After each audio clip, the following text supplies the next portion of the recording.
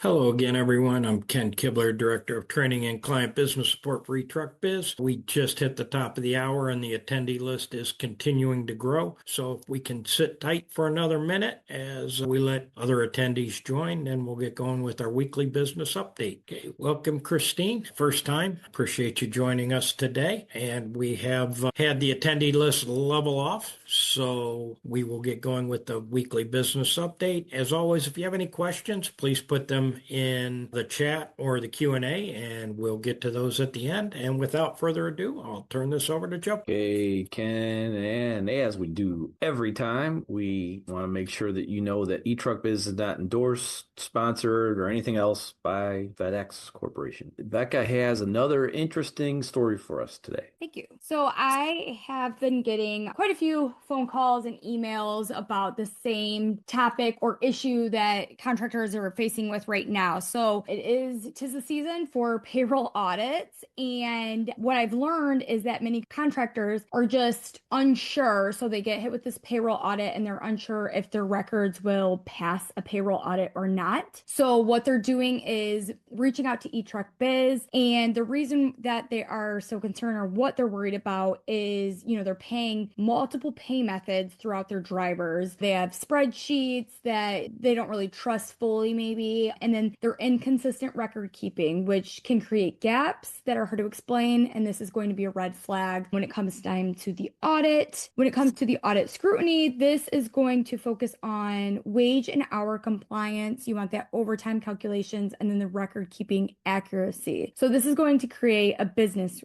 risk. So the biggest fear isn't just the paperwork, it's the possibility that payroll issues could grow into larger, more serious business liability. Most of, these contractors that are reaching out, they just want guidance and we can provide that support that you need. So one of the contractors' turning points. So I had a guy reach out and he was just panicking and unsure of what to do, how to go about this. He was fearful that he wasn't going to pass a payroll. So basically what I did with him is we scheduled a quick call and I mean, it just sat down with him, explained how we can help, went over the process. And by the end of the phone call, he was completely at ease. He knew what he needed to do. And what I provided to him was our Admin IQ program, because this is going to take away all of that stress, that fear, knowing that you have a reliable team working with your business and for your business to make sure that you pass payroll audits and stay compliant. So with our Admin IQ program, you are going to get an ASM is what we call them. That stands for Administrative Services Manager. So basically an extension of your business that will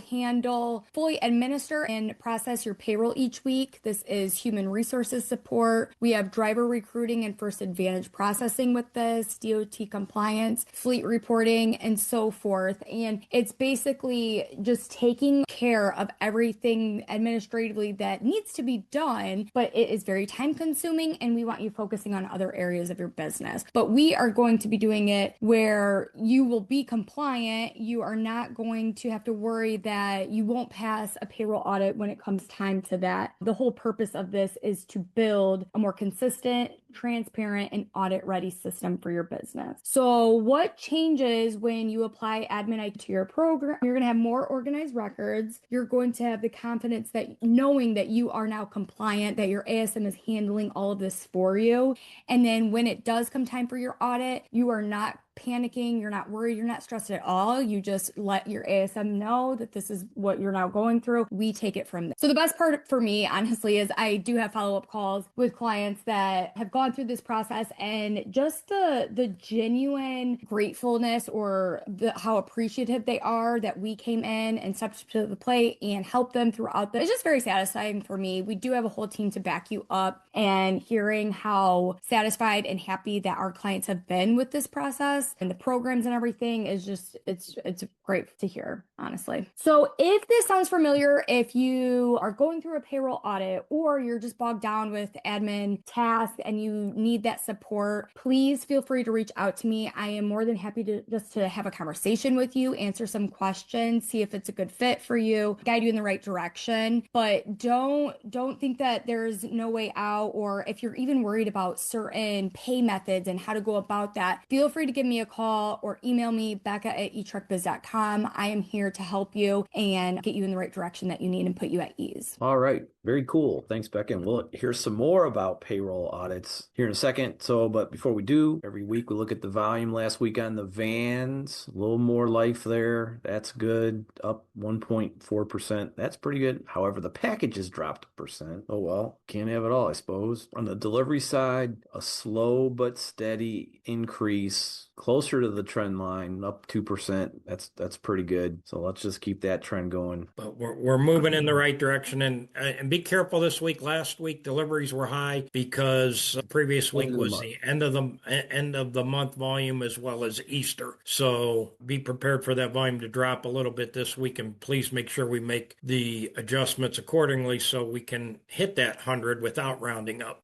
So there's a little bit of news that everybody may not be aware of. Amazon struck a deal with the Postal Service, and they want to make it sound like this is a great thing. Oh, they're going to get 80% of Amazon's volume. No, what they're talking about here is Amazon is going to let the Postal Service keep 80% of what they already do. So as it says, Amazon on Monday announced to reach a new agreement with the United Postal Services, with the Postal Service on package deliveries, and sources said the cash-strapped mail system would retain about 80% of its existing deliveries from its biggest customer. So the rumor out there was they were going to cut a lot more than that out of the Postal Service, and a lot of that was going to come to FedEx, but now they're only going to cut about 20% out of what they give the Postal Service and give it supposedly some of that to FedEx. But for better or worse, you're still going to see an increase in some Amazon packages here in the next couple months, but maybe not as much as it could have been. Okay, so as we said before a little bit ago, it's payroll audit season. So most of you have been through this before.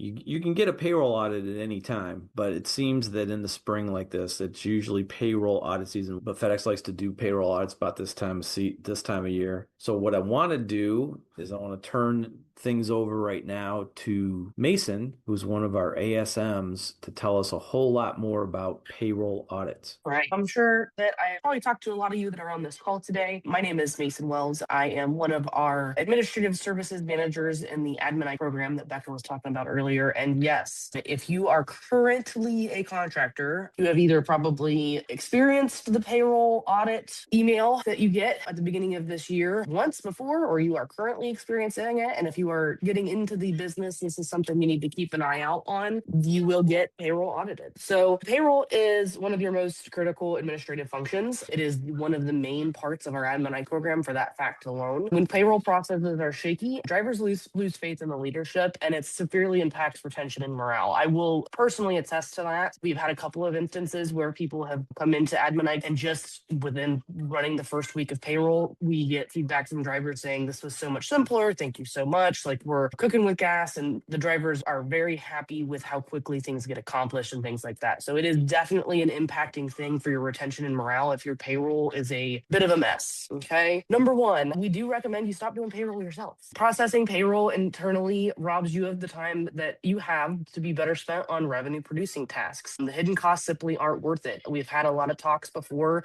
with Admin customers or potential customers for Admin that have said, well, I do it myself, so it's really not that, it's not costing me a whole lot. Well, there's hidden costs to you doing it yourself even. They're, getting your time back, as well as spending that time that you're using to run payroll on other parts of your business. Outsourcing payroll can yield at least a 5 times return on investment by freeing you to focus on driver productivity and route optimization. If you are not focused on all the ins and outs of having to run the payroll correctly, you can focus that hard-earned time on making the operation everything you wanted it to be when you started, right? Doing payroll, folks, doesn't produce any revenue, right? That's all you say, oh, that's all you got to do. No, there's a zillion things you got to do. But the thing that if I'm a contractor, what I need to be the best at, do I need to be the best at running payroll? What do I need to be the best at? Teaching my drivers the efficient way to deliver packages. I need to watch what's going on in the trucks. That's good use of my time, not plugging and chugging numbers on a spreadsheet trying to figure out what to pay everybody. One of the main things that all of you, I'm sure, sure if you've been through a payroll audit before, or if you guys are getting ready to do one, compliance is non-negotiable. Okay. So accurate, timely, and consistent payroll is the core to every contractor's business. FedEx conducts these regular payroll audits. Failure in the result in an opportunity to cure letter, which none of us wants to see in our message center. And repeat offenses can put your entire contract at risk of termination. And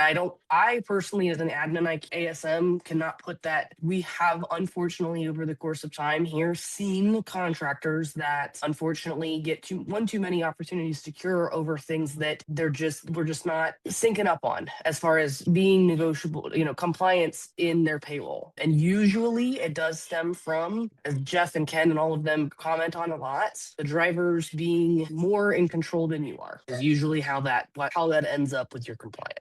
So there are some of the do's of payroll management, right? Now, a lot of this, if you are on Admin IQ, is handled by myself or one of the other awesome ASM Admin IQ people that are over here at eTruckBiz. A lot of these are handled by us, so you don't have to. But administrating payroll correctly requires a mastery of a lot of things: national, state, local, DOT, and FedEx specific standards. Just because there are state, local, national, there's also specific standards that you agreed to do within that FedEx contract as well. So we make sure that all of those things are being handled properly, and we're following the letter of the law on all of those standards. These proactive steps keep your business compliant and profitable.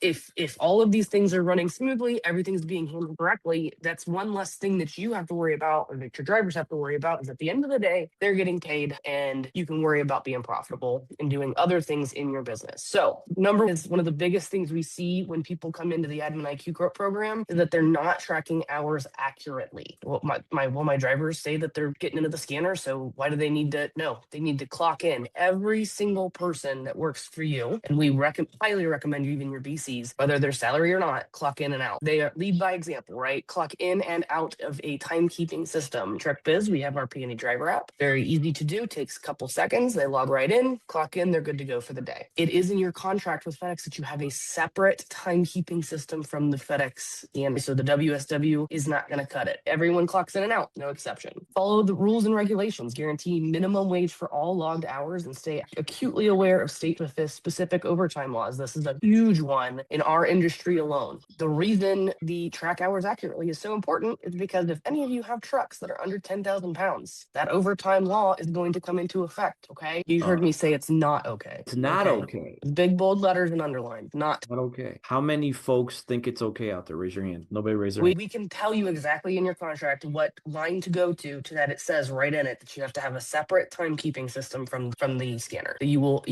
keep and maintain, I believe is the wording. So everybody passes their payroll audit if they use the DSW, right? Or the WSW. Oh, we've had OTCs or opportunities to cure from people not tracking their hours accurately. Okay, just checking. Which, when we've had that happen, by the way, that's only happened a couple of times with some of our customers when we've initially taken over their payroll and they immediately get an audit, which doesn't. Unfortunately, we're still in the process of fixing things, and we do warn them up front. Like, look, I know we're fixing this. We're getting everybody into the timekeeper, but 4 weeks ago you weren't, so you're probably going to get an OTC, and they did. The rules and regulations, especially for logged hours, the reason it is so important for everybody clocking in and out is because if you have anybody that's in a truck under 10,000 pounds, they're automatically eligible for overtime. So if I got into a truck for you this week and it was under 10,000 pounds just for a day, and I came back in, but I'm day pay, you only pay me $150 for the day, but I went into overtime this week. I did 42 hours of work because I'm clocking in and out. You owe me overtime for that 2 hours. Okay. At eTruckBiz, when we do your payroll, we calculate that for you. It is a weighted overtime. We make sure we're following the letter of the law on that, right? That is why it is also equally important to keep accurate hours of what your driver worked. Match your payroll work week to week. So we have this happen a lot where it says payroll must perfectly match the actual week worked. Consistency builds driver trust and demonstrates strong leadership. What we mean by this is a lot of times we'll get calls from customers saying, this driver, we missed a day this week that we paid.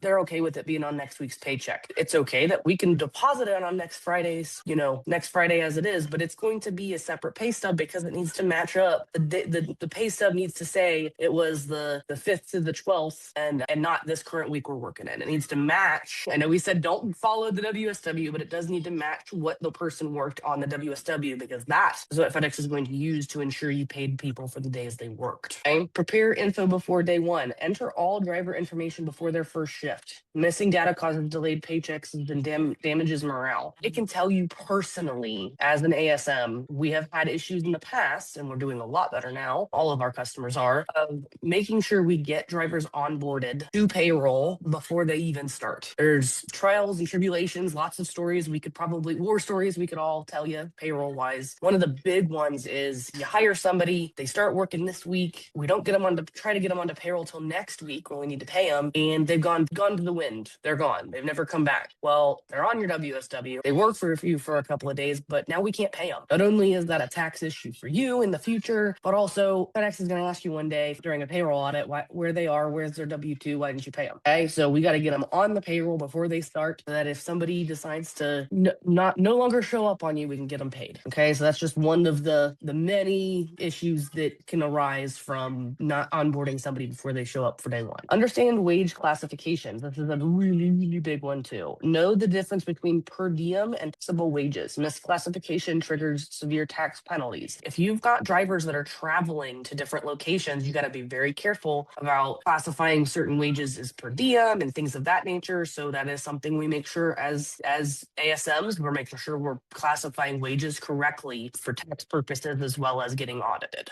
Okay? The don'ts of payroll management. Now, there are a lot of don'ts, and we couldn't get them all on here, but a couple of them are that many contractors fall into administrative traps that seem convenient, but do lead to severe financial and contractual consequences. So us as ASMs, as Jeff and them said, we are an integral part of your operation. We talk to our customers daily about their payroll and onboarding, all the things that ins and outs of their payroll and daily, operations. These things end up not happening with our customers because when they come to us with these things, we say, oh, well, we're going to make this right and correct this problem, right? So no informal payments. Never pay under the table or in cash. All transactions must be recorded, taxed, and run through your official payroll system. We get that a lot. We've had that happen a lot in the past. Hey, somebody, we borrowed, Mason from this contractor across the belt. So we borrowed Mason across the belt. I've had it two ways. We borrowed them, but the other contractor paid them. We borrowed them and I gave them some cash for working for me today. No, that driver logged into a scanner and they are under your operation. They showed up as working for you that day. FedEx is going to require and expect when you go through that payroll audit to see a W-2. Okay. Hey, Mason, we got a quick question here that I think goes up. It says, do stop bonuses count as that informal payment? It gets added to their payroll. No. So bonuses, first off, little fun fact, FedEx in audit land does not like the word bonus. Okay. So all wages need to be described as what they are. So a lot of people will put them as like performance pay or performance incentive instead of bonus. All right. So like in that case, you're probably talking about the idea of the person gets paid $150 a day, but any stops over 100 that day, they get an extra dollar, right? That's and anything after 95 stops, they get $1. Right. So that is a very standard thing across a lot of FedEx contractors. No, that pay needs to be described as like an incentive pay, not a bonus, but that does not apply here. These informal payments are like the driver came in today on their day off, so I gave them $20. Got to put it on the payroll, got to put it on there and describe it as something. Where we run, what did I call it instead? In that particular case, I have a lot of customers that call it performance incentive or stop incentive, so that they know that it is a stop incentive.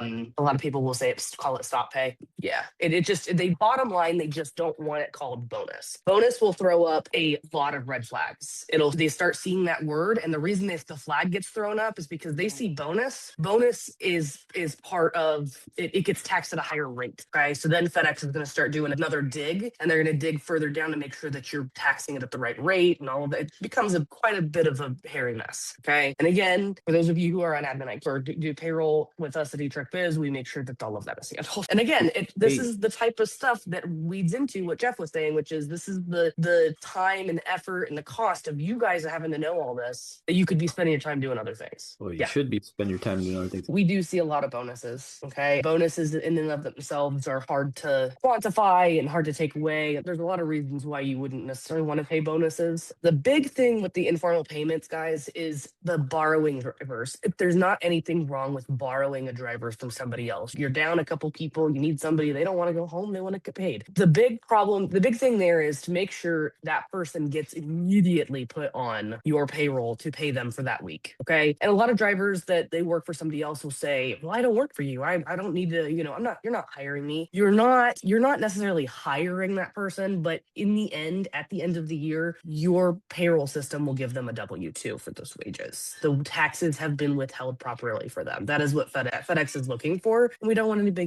getting any OTCs for somebody, Mason, showing up on your WSW for that week and me not having a W-2. Never skip approvals. Always review and approve payroll before it goes out. Never trust driver hearsay. Verify hours against scanner data. I can tell you this last week. I had a driver reach out to me personally for one of my Admin IQ customers. He swore up and down that he had worked 6 days last week. And I, as their ASM, I did my due diligence. I cross-referenced every single piece of information I had, and I showed that person only working 5 days. So I clarified with them too, because they follow the FedEx work week. Hey, are you talking about last Saturday or this Saturday? Okay. Which again is time taken away from you guys watching the operation. In the end, I called the BC and found out that particular driver did only work 5 days. Now, if we hadn't researched into it, if I hadn't taken the time to look into it, or say you were running your own payroll and the driver says, I worked 6 days, not 5, and you didn't look into it, that's a whole day of pay. That's taxes. It's a whole day of pay. You could have paid that person. They didn't actually work. So do not take their word for it. Double back, look it over, make sure that what they're saying is true. 9 times out of 10, the driver's not upset about it. They just, I misunderstood the week or whatever the case may be. But always double check. We as ASMs, we always do. We've always got your guys' business in mind. It literally happened with me last week. Hey, Mason, so if somebody logs into a scanner, they will appear on your DSW, correct? Yes, sir. Okay. Always. Yes, sir. And we as ASMs catch those. So we do catch that somebody showed up on there. If they're not in our payroll, we start asking questions and we start getting them on payroll, right? So that's something we do as an Admin IQ customer. We will take care of that for you. No unjustifiable compensation. So avoid personal loans through business accounts or non-performance based bonuses. Don't offer safety bonuses while failing safety KPIs. This is a big one. Okay. So we've got customers and we've got people that will incentivize all types of things. We have some people that they incentivize the fact that the person showed up.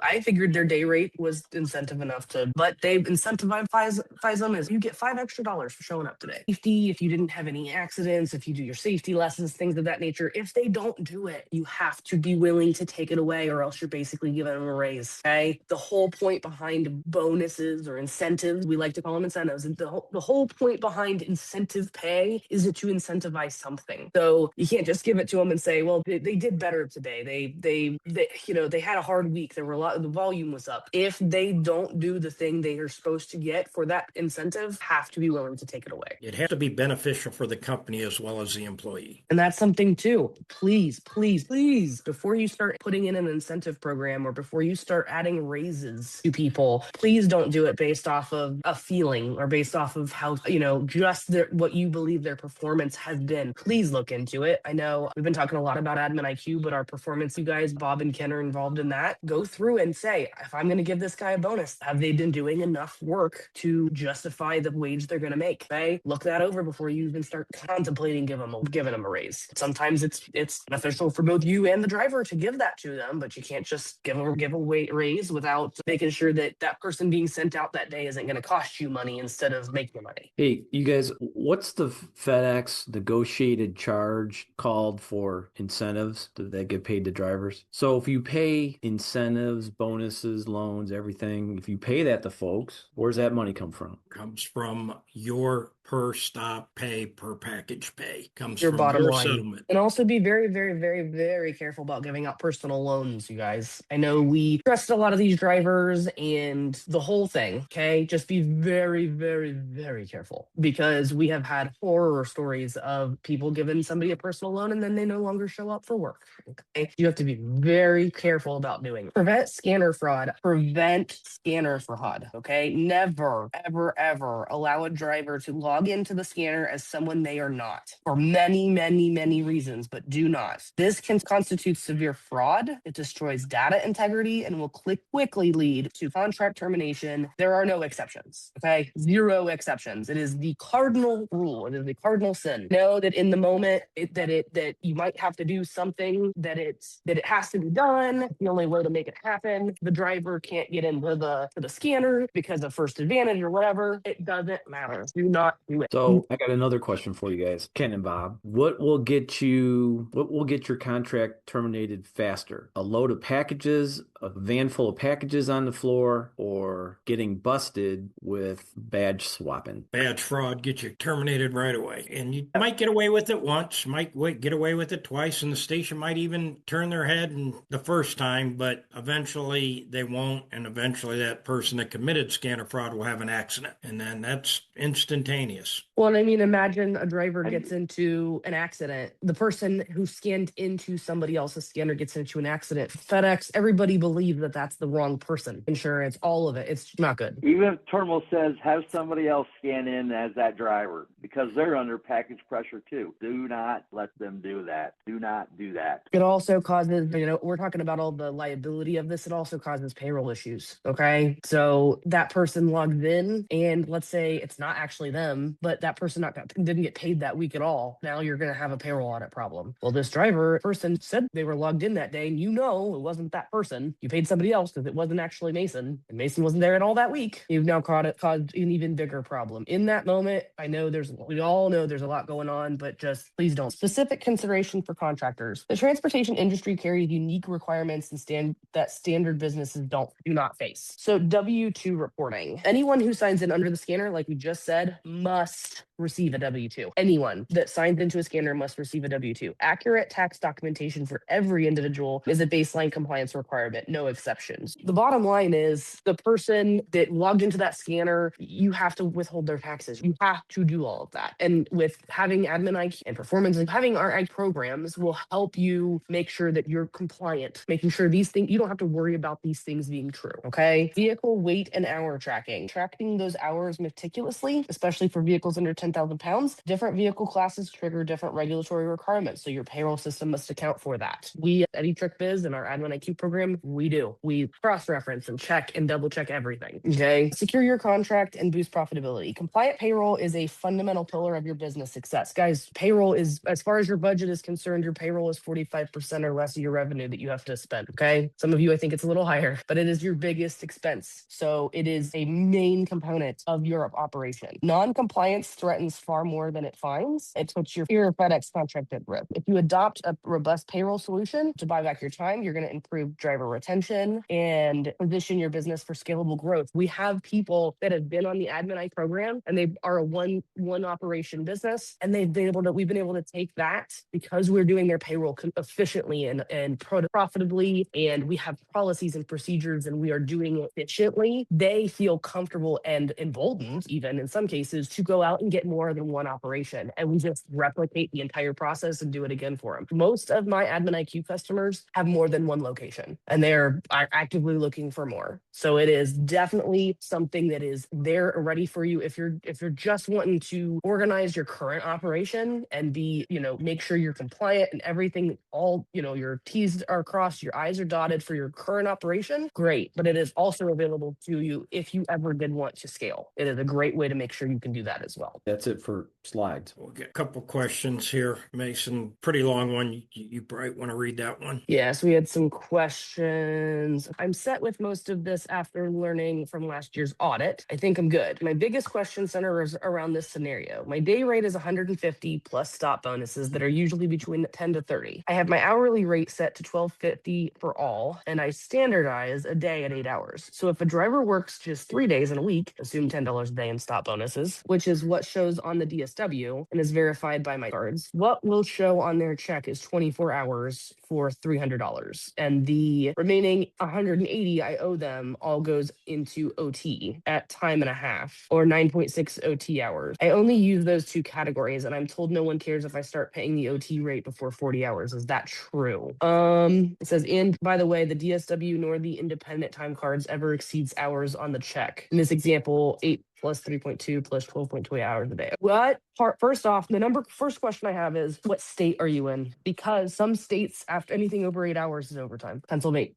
The problem there is, if you're categorizing the extra, what did you say it was, $180? If you're putting that into overtime, not only are they paying an extra rate because it is overtime and they pay a higher rate, you are paying an extra higher rate in your payroll taxes as well. In that particular case, if that is like that stop pay, I would categorize it as stop pay or stop incentive instead of putting it into OT. But that day rate scenario does happen, by the way. We have a lot of people that they pay, like, let's say $150 a day. They worked 3 days or they worked 4 days. It's 32 hours in our payroll system. But then we also make sure we put the hours the person actually worked on their pay stub. So Jeff, if you want to open up his mic and let him go ahead and kind of give us some context to this. The hard part. I got a question for Mike too, but go ahead, Mike. Okay. I mean, I would guess that this is actually something pretty common to a lot of people, which is why I, wanted to really drill down on it. But, I got into trouble for the bonuses, which you've mentioned. I got into trouble for not having, independent time cards, which you mentioned. So what I started doing was I started throwing everything into overtime, like bonuses, the excess of my day rate over, what I'm technically booking as an hourly rate. And the core question boils down to, like, if I have this standard 8-hour day and I pay regular time on that, which would only be $100 a day for the 8 hours times $12.50, and that's well above minimum wage. If I use my overtime as a catch-all for everything else, including the additional $50 for the day and stop bonuses, and I put all that into overtime, is it okay to pay at that higher overtime rate, even though the person only worked 3 days and, maybe technically only 30 hours? So on their check, it's going to show that they worked, 24 hours of regular time. And then there's going to be another, set of hours that captures, those excess amounts without having actually gotten to 40 hours. There you go. I have a quick question. Do the hours worked on their pay stubs reflect the hours they logged into your independent timekeeping system? So for instance, are you going into like a notes somewhere in your payroll system and putting that they actually worked 22.56 hours, even though it says 24 because they only worked 3 days? Putting the actual hours. My independent time card system, that's why I put in that sort of secondary text. My independent time card system never shows them working. It never shows them working more hours than what would be on their time card between the overtime and the regular time, which is why I put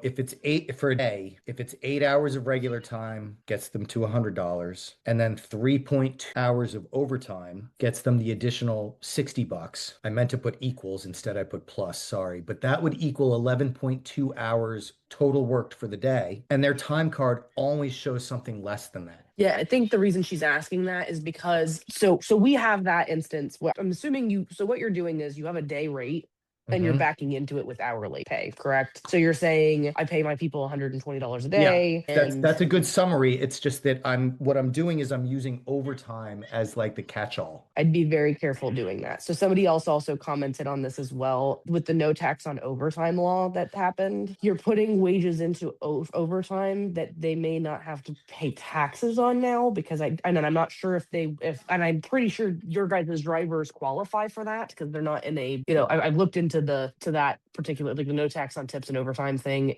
I'm pretty sure these drivers do qualify for that. So you're putting wages into that are not actually over, like by law, the actual overtime. Like they're not actually working overtime to get those wages. So I would so whereas before I might have been okay in size, now I might be okay in FedEx, but it's the IRS that's going to. I don't know if you even are okay. Here's the problem: your timekeeping, your separate timekeeping records are showing less. So it's not equaling what they're getting paid for. So let's reverse that. And FedEx may say, this guy, actually, your timekeeping records are not correct because you paid this guy overtime. So obviously he worked more than what you're saying on your separate timekeeping record. Yeah. It may go wrong for you in that respect. That's something too, is you're saying, because they'll ask you, I know you've gone through a payroll audit. So because you've said you got dinged on a couple of those things, that they will, if they're seeing on your independent time card record that there isn't isn't anything over 40 hours for that person, but there's overtime wages reported for that particular person, that's going to be a problem. I have some customers that back into their day rate like that. So for instance, they pay $185 a day or something like that. And they put their drivers at like $15 an hour, right? So they put their actual hours in there that they worked. Anything that's over that to get them to their day rate, they put it into another column that they classify it as something else other than overtime. What payroll processing system do you use? Paychex, ADP, which one do you use? QuickBooks, I think they do payroll. Okay. I'm not sure if Books lets you create a new column. I've only ever run payroll through there a couple of times. We've used the other ones, but in our case, we use a payroll processing system that lets us create a new column to classify. You can add a new column. I just think they don't let you necessarily name it, Yeah, see, that's the problem. They have a few pre-baked ones.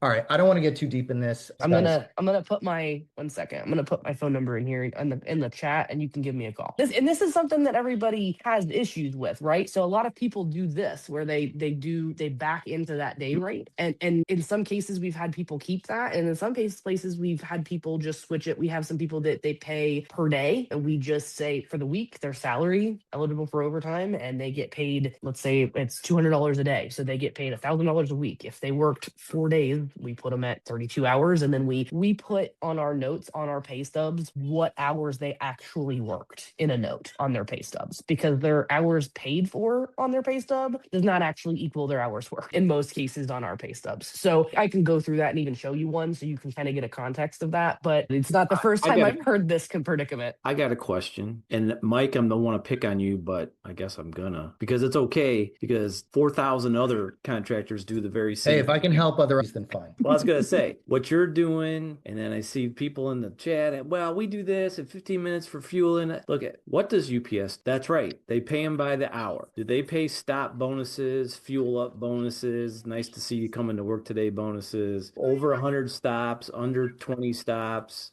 They don't do that stuff because that money comes off the bottom line, folks. That those are, you're paying for stuff. You think that there's good to it, and that's fine, but you're paying for stuff you don't have to pay for. Why are we not just paying them by the hour?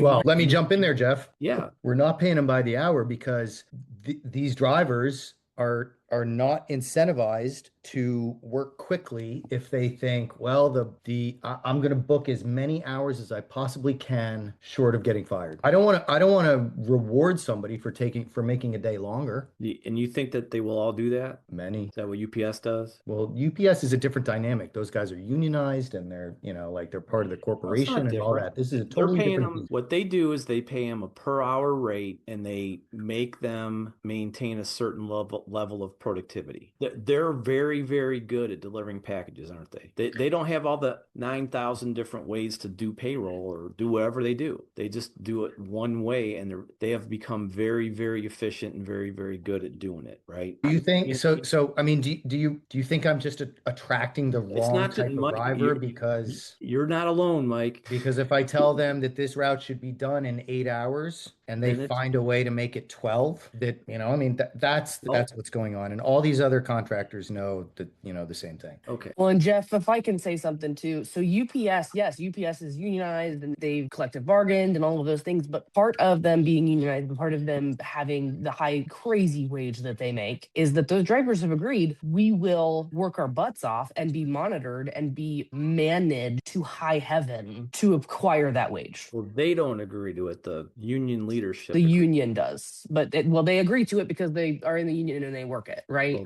They just know that they're going to get fired if they don't, which would be the same thing with our folks. If you had operating standards and either the folks did it or not, and I know you're going to say, well, I can't afford to turn over people like that, but I'm just telling you, this is the part. I mean, we've seen this for 30 plus years over and over and over again, and we see folks shooting themselves in the foot. All that you can back me up, Bob and Ken? Yeah. And what you'll find out is if you do some math, you might be paying that driver $30 an hour anyhow. Exactly. By the time you pay them all these other things, divided by the time that they were there. Yeah. What drivers want to do, they want to come in and they want to get done and they want to get paid. So, and it's something you might, experiment with. It comes down to, am I managing by the day or am I managing by the hour? And as you move into Network 2.0, you really have to start managing by the the hour anyhow. And how do I manage by the hour? I manage their stops per hour. And is it harder to manage? Absolutely.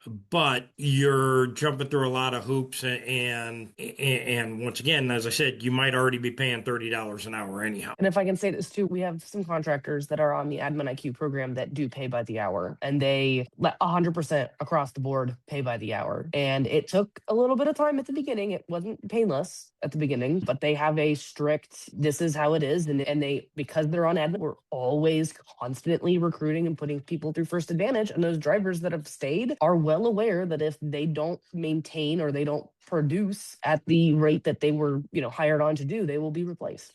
I don't want to. Okay, thank you. I don't want to pick on you, Mike, but you fortunately spoke up. You're not the only one, right? Everybody and their brother's trying to figure out the magic formula for paying folks so everybody's happy and whatnot. It's coming out of your bottom line. As Jeff said, 90% of the CSPs probably do pay a per day rate, and you got to put a lot of pressure on your BC to make sure that they have 8 hours worth of work. But somebody can drag out the day there anyhow. They might be doing what they say, or we've established as 8 hours a day. That might only be 6.5 hours worth of work, and they've just made it to that point. So, and the other part, a downside on day pay is, said they hit a glass ceiling, maybe it's 125 stops. If you need them to do 140, then you got to pay them more. But that, there are times where incentives do work. If it saves you dispatch, absolutely. But said, take a look at what you're actually paying on an hourly basis, and you might surprise yourself. It may end up coming out to $30 an hour. Yeah. I will reiterate what Jeff said, Mike. We're not pouncing on you. You were willing to say something, and that's most, if not all, of our admin customers, our payroll people pay by the day and have some type of incentive. And it is something that you just constantly go over and work through and make sure that we're doing it correctly. We had another question on here that was from Christina that says, we use Ground Cloud as well as compare to DSW for hours worked. We have an hour travel to our service area. So typically we look at the last stop and add an hour and 15 minutes to that last stop. Is that okay? Or should it be an exact only amount that shows on the DSW? Because we include the extra 15 minutes for fueling and unload time potential, as well as parking and end of D scanner time. She said, my concern wasn't the payment part, but audit wise. If it doesn't align exactly, will there be a red flag? So for that, I have two main things with that. I struggle with the use of the Ground Cloud timekeeping system, because I'm sure a lot of you are well aware that when your drivers log in to go look at their route, decide if they're going to call out that day, it clocks them in. Okay. So you're paying them to log in there and go look at their route, maybe possibly at home and all types of stuff. So that's my number one problem. Number two, so are you taking the time to the Ground Cloud time and adding that at the end of it then? And that's what you're paying them. So the way that this works with people who use our system and use the timekeeping and all that, they're clocking in when they get there and they clock out when they leave. So there's no adding of time. Now, you don't want the timekeeper to literally replicate and literally be a 1-for-1 with the DSW or the WSW, because there are going to be things like you're going to have people come in for 30 minutes to check through their truck, or you're going to have people that stick around to unload the pickups and stuff. But you're going to have that, right? But in your case, if you're adding that extra time to the end of it, having them actually clock out when they are done with the day will one, take some time away from you to have to go and add that time to their day. But no. So basically what I was saying was not so much when they clock in, but at the end of the day, if they forget to clock out, we go into their Ground Cloud, see when that last physical scan drop was made, and then we add hour and 15 minutes to that for their clock out time. Mind you, most of these drivers are day pay, not hourly, so it doesn't affect that as much. But my concern was, if it doesn't match up exactly to what the DSW shows for their end of day, is that going to be a red flag that we need to be concerned with? No, that's not going to be a red flag. I would just be very careful about constantly editing those timekeeping records, because FedEx doesn't want to see you constantly having to edit them either, because then they're no longer driver actual records. They're manually created. So I'd just be very careful with that. We do have quite a few instances where people forget to clock out a lot. Yeah, so that does happen. Is that still kind kind of bad, or No, it's I would just try to manage that and be a little bit careful about if they're habitual about it. I have a couple of guys that they just, for whatever reason, they just can't remember to clock out. In our case, in our system, the driver can put a note, hey, I forgot to clock out. My clock out time was supposed to be this, and I'll go in and I'll edit it for the person. Anytime those records get pulled for audits, the note is in there. Like the driver has said, I forgot to clock out. And then it says, I put a note in that says I edited it because of the driver's note. So that in that case, for the audit, the auditor can see, oh, it was because somebody forgot to clock out. I'm not sure if Ground Clock has a note in there for that to tell why the edit rec was made, but I would just try to be a little bit more liberal about managing that they're actually clocking out. One, for you to not have to go in and manage that, because that kills so much of your day and time to have to go in and manipulate, manage timekeeping records. And then on top of it, it's the audit part of it as well. And again, that's a perfect example of payroll itself. The actual act of running payroll, you guys, is not as daunting as the actual management of timekeeping records and people's pay. A lot of people will tell me, payroll doesn't take me that long, but when you start looking into the build up to actually getting to run your payroll, it does take a lot of time and effort and work. Just like she was talking about, editing timekeeping records and keeping track of all that stuff. Hey, I got a question for everybody. Does anyone have company goals that you have posted that you make your drivers aware of? And then when we hit those goals, then we've got a bonus compensation. That way you're at least making your money, and then they can benefit from it too. And that could ultimately lead to, better culture and everything else, because now you're going to have maybe drivers putting pressure on the weaker drivers, or the ones that don't want to be there, to either not be there, and to, if they are, to make sure they're performing. I mean, what's wrong with that? Wouldn't it make your life easier? Wouldn't it make payroll easier? Wouldn't it make everything easier if you had something like that?